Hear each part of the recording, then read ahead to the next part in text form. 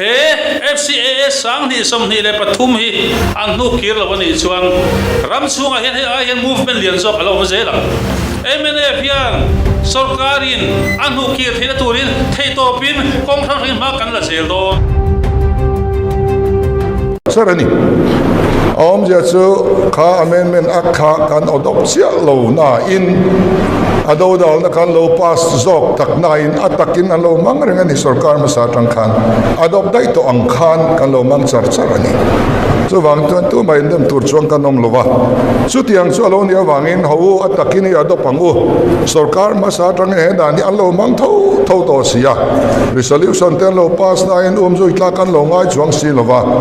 khatiang man lo tu resolution ka sut le ngai ni kan man mek tho ni wangin aman na dan hi pass lo long u kan tia kan im silfia kan opposition lampoin min silfia kan ngai ni an tia kan silfia ni takmo an tia long takin min pom puya speaker in an buka remti ti zokin remti ti ro tia kan tia remti lo inom suan remti lo ti ro an tia pakhat men remti lo an ti mi lo ni kan zawa in kan remti ni tuna kan ti amasami po kan zawa in kan remti ya tuna mi po kan zawa in kan remti ya so wang suan in kan in beidon ni chuan BJP MNF Congress PM ang khat vekin mo kan thur beitur kan ni vek bei big kan nei athiang lohon kan zawa in hi trul kan tia kan siam ani dikha sia ila ten Forest Act reng yang wanga siam nge ani Forest Act zong avain ram ngo ti chian na tur le forest ti chian na tur siam pakhat ma amlo forest hum hal na tur siam lir ni ti hi siam so forest hum hal na dan tur forest act om lo chuan etige kan hum hal thayam rem na dan te om ngaya le choi dan tur an ki mangai ni so wang chuan forest act hi dan sakei lo ti vak vak te adan hriat lo thak lutuk khoirama po forest act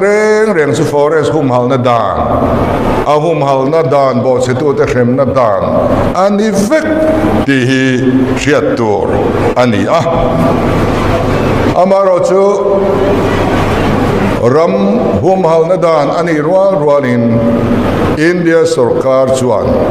keini state sarkar point savom te sakhi te sajuk te ai chuan mi hring kan ngai poi mo sa lui le tlang le ang yau te mau te ruwa te ai chuan mi hring kan ngai poi mo sa khang kan ngai poi mo lo ni lovin mi hring development hi sarkar in ngai poi mo ve so wang chuan ram ngo dur pui chunga po cheng ila mi hring kha kan him miao lo chuan mel malaka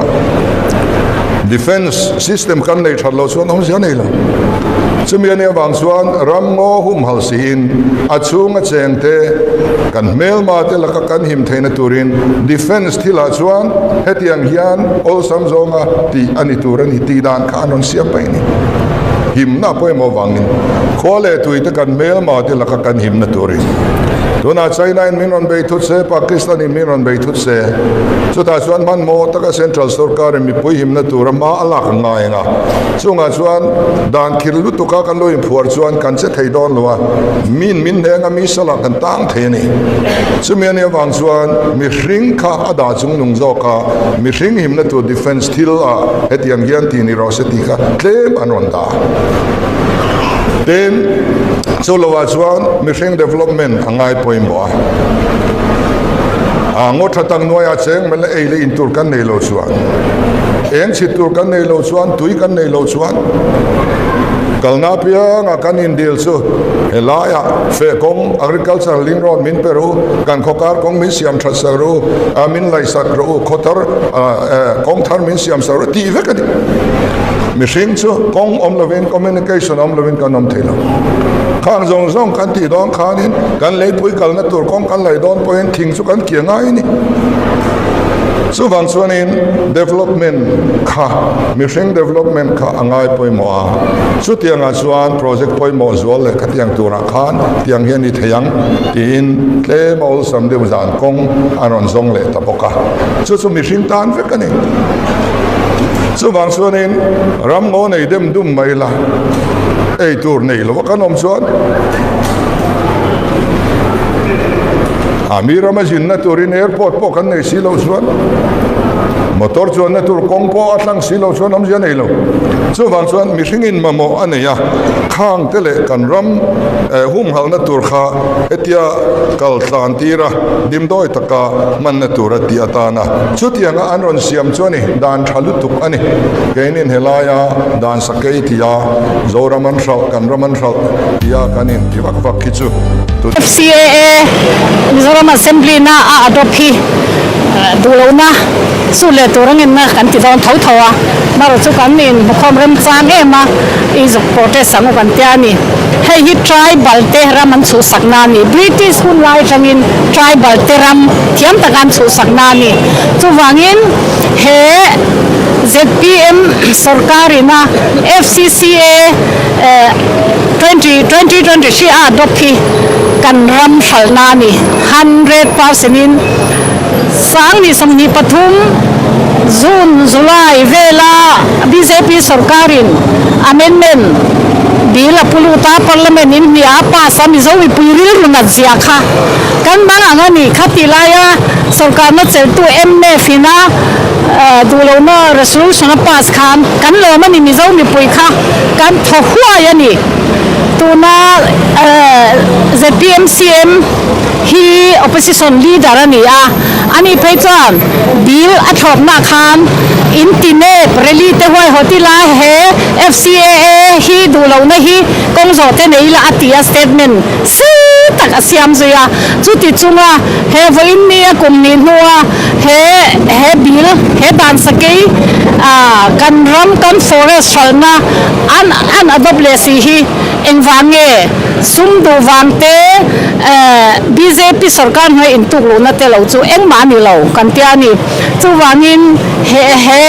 tribal puite na galante megalai te so anti ve kan ring lo tiang phala swing hey rally hoi hotura min son min ngen antama maro chu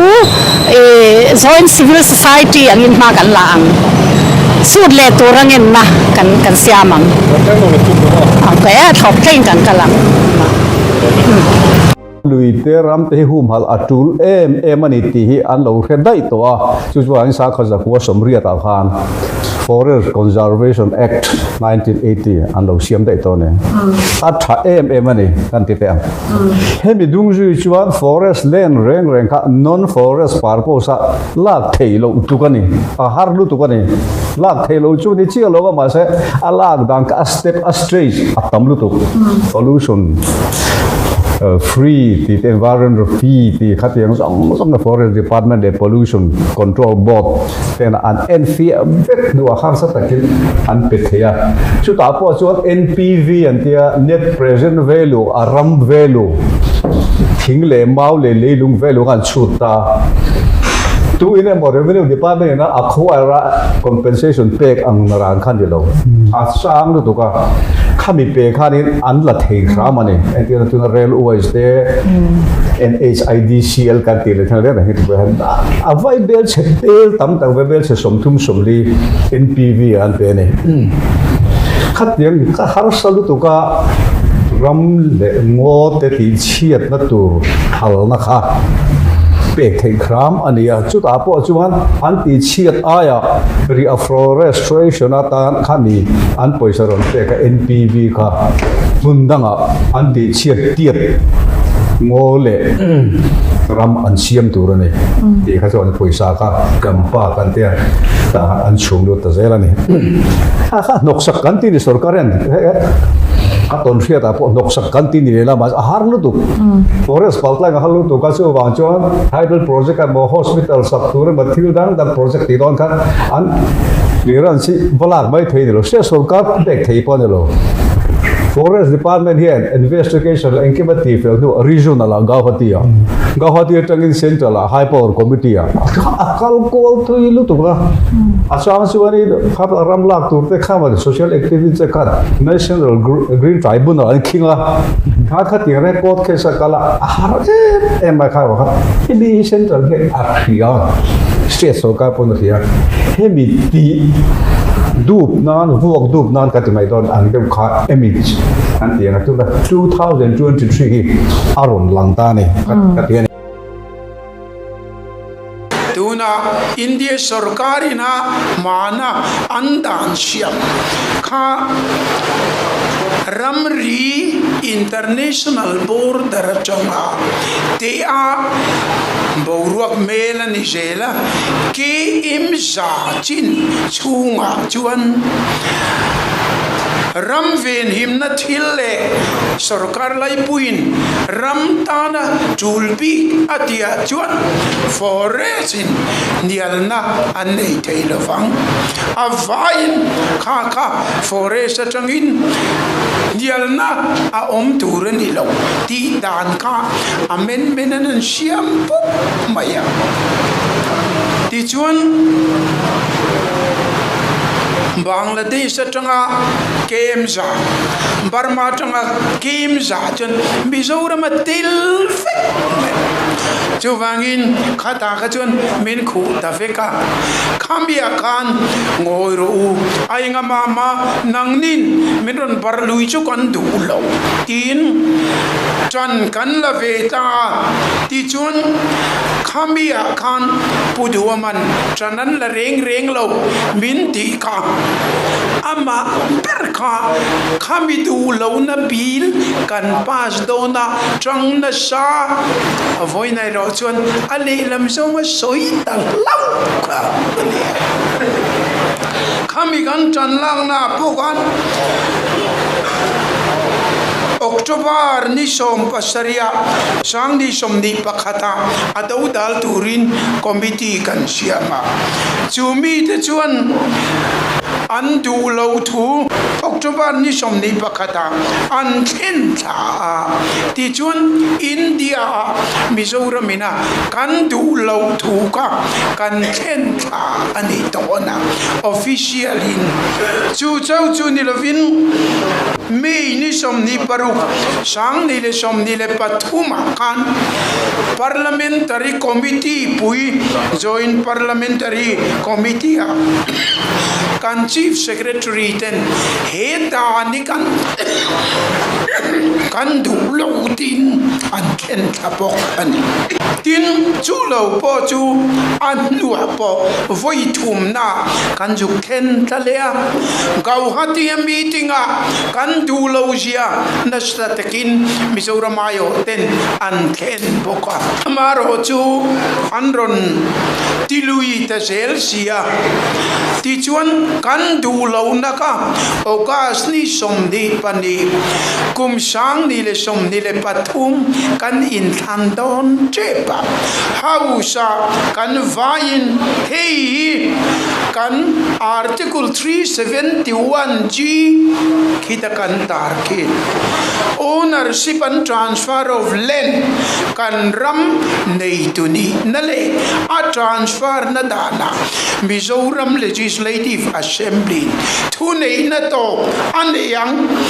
India Parliament thuani lovangti khitamin zia sakki akal ani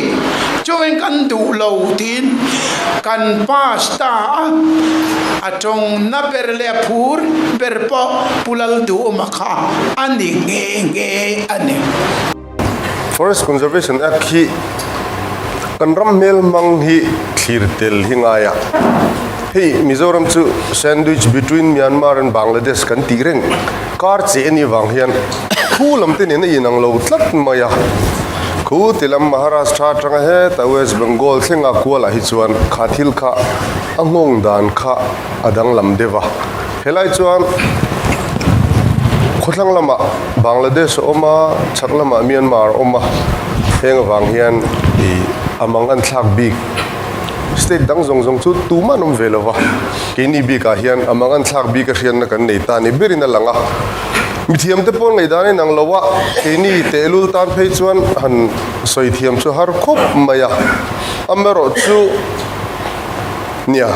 forest clearance chungchang te pon sei lang tel thina clearance hi har khop thin reng maya kumin fur po khan ke ni tlang dung ko be chon